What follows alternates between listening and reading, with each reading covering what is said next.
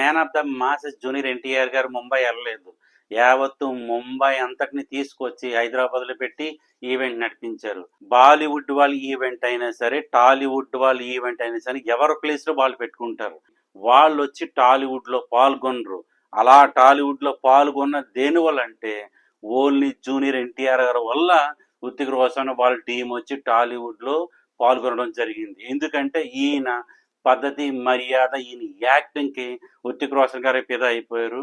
అంతేకాదు హృతిక్ రోషన్ గారు స్టేజ్ మీద ఒక మాట అన్నారు, ఈయన మీకు అందరికీ అన్న అయితే నాకు తమ్ముడు అని చెప్పేసి. ఇక నెక్స్ట్ పాయింట్ ఏంటంటే జూనియర్ ఎన్టీఆర్ గారు హృతిక్ రోషన్ హైట్ కి మ్యాచ్ అవ్వగలరని చాలా మంది ట్రోల్ చేస్తున్నారు.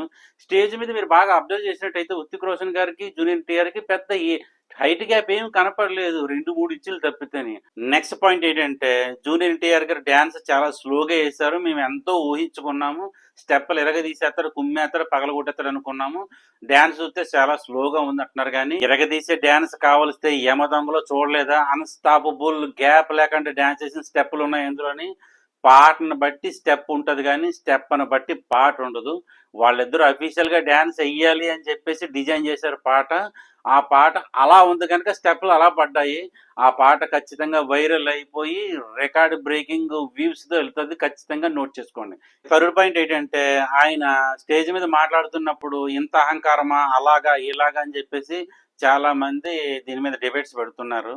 నిజంగా ఆయన మాట్లాడిన దాంట్లో ఎక్కడ తప్పు కనిపించింది? వీళ్ళు అల్లరు గోల చేస్తుంటే హీరో వచ్చింది ఫ్యాన్స్ తో మాట్లాడుతూ వాళ్ళకి ఎనర్జీని ఇవ్వడం కోసం. ఆయన ఏం చెప్పబోతున్నాడో వినాలి వీళ్ళు, అంతేగాని వెనకంట అల్లరి చేస్తే థియేటర్ దగ్గర కేకలు అరుపులు వేసుకుని థియేటర్ల దగ్గర కేకలు వేసుకోవచ్చు కదా. ఆయన వచ్చింది ఏం మాట్లాడబోతున్నాడు, ఎలా మాట్లాడబోతున్నాడు మనం వినడానికి, అంతేగాని ఆయన ఇబ్బంది పెట్టి అల్లరి చేసి కేకలు వేస్తే ఆయన నిజంగా వెళ్ళిపోతానన్నాడు. ఎందుకు? అల్లరి చేస్తూ ఉంటే ఇంకా ఆయన మాట్లాడే స్కోప్ ఎక్కడుంది? ఒకవేళ వెళ్ళిపోయాడు అనుకో, అలాగా ఎంత అహంకారం చూడు వెళ్ళిపోయాడు అంటారు. ఒకవేళ మాట్లాడలేదనుకో, అసలు వచ్చింది మాట్లాడడానికి కదా, ఎందుకు మాట్లాడలేదని క్వశ్చన్స్ చేస్తారు. మాట్లాడితేనేమో అల్లరి చేస్తూ ఉంటారు. అంటే ఒక సెలబ్రిటీ అయి ఉన్న తర్వాత ఇంకా ఏం మాట్లాడిన తప్పు, ఎలా మాట్లాడిన తప్పు, అసలు మాట్లాడితేనే తప్పు అని అంటే అది మన మూర్ఖత్వం లెక్కలోకి వస్తుంది, కానీ ఆయన తప్పేం కాదు. నెక్స్ట్ పాయింట్ ఏంటంటే మా తాతగారు అండ ఉంది నాకు అన్నారు. నిజమే, మరి ఆయన అండతోనే కదా వీళ్ళందరూ హీరోలు అయ్యారు. మెగా ఫ్యామిలీలో చిరంజీవి గారు ఎలాగో ఈయనకి రామారావు గారు అలాగా ప్రతి ఒక్కరికి ఒక స్టాండర్డ్ ఉంటుంది. ఇప్పుడు నాగార్జున గారు, నాగార్జున వల్ల అలా కొడుకులు హీరోలు అవుతున్నారు. ఇప్పుడు అంతమాను రాజమౌళి గారు జూనియర్ ఎన్టీఆర్ తోనే పాన్ ఇండియా సినిమాలు తీసి పాపులర్ తెచ్చేసి పాన్ ఇండియా హీరోగా నిలబెట్టలేదు కదా.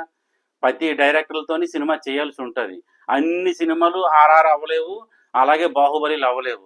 ఎదగాలి, ఎదిగి చూపించాలి. తెలుగులోనే కాదు బాలీవుడ్ లో కూడా 100 కోట్ల సినిమా లేదు గజని తీసేంత వరకు. మన అల్లు అరవింద్ గారు వెళ్ళి గజని తీసి మొట్టమొదటి 100 కోట్ల సినిమాని బాలీవుడ్ లో వదిలారు. అది అంతవరకు బాలీవుడ్ లో కూడా 100 కోట్ల సినిమా లేదు. ఇంకా బాలీవుడ్ లో అంత పెద్ద మార్కెట్ లోనే 100 కోట్ల సినిమా లేకపోతే ఇంకా టాలీవుడ్ లో ఎక్కడ వచ్చేస్తుంది 100 కోట్లు? ఎవరినైనా సరే మనం బ్యాడ్ చేయాలని ప్రయత్నం చేస్తే మనకే బ్యాడ్ నేమ్ మిగులుతుంది, మన ఛానల్ మీదే బ్యాడ్ ఇంప్రెషన్ పెరుగుతుంది. వాళ్ళు హీరోలు అబ్బా, మనం బ్యాడ్ చేసే మాత్రాలు వాళ్ళ సినిమాలు ఆపరు, వాళ్ళ సినిమాలు చేయడం మానేరు. రివ్యూలు కొంతవరకు ఎఫెక్ట్ చూపిస్తాయే కానీ రివ్యూ జీవితం కాదు. ఎలాంటి రివ్యూలు చేసుకున్న పైకి వెళ్ళిపోతూనే ఉంటాయి, కంటెంట్ కరెక్ట్గా ఉంటేనే. కంటెంట్ లేకపోతే ఎటువంటి తోపి హీరోయిన్ సరే కింద పడిపోవాల్సిందే, అదే మన మన చేతుల్లో లేదు. కంటెంట్ కరెక్ట్గా ఉంటే ఎటువంటి బ్యాడ్ రివ్యూలు ఇచ్చినా సరే, ఎంతమంది బ్యాడ్గా ట్రోల్ చేసినా సరే ఆ సినిమా ఆపలేరు. మరి ఇది ఎక్కడికైనా రివ్యూ లైక్ చేయండి, షేర్ చేయండి, కామెంట్ చేయండి. Thank you so much. By.